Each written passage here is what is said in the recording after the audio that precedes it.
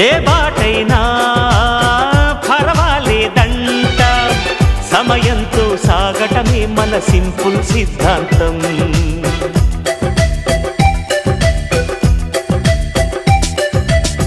చిరుగాలికి పరిమళమిచ్చే సిరిమల్లెల వనమై ఉందాం, గగనాన్ని నేలను కలిపే హరివిల్లుల బంతెన అవుదాం.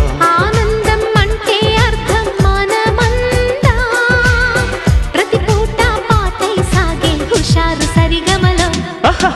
ఎన్నో ఎన్నో రాగాలుండే సంగీతం కాదా, చల్లకి నవ్వుల కేరింత.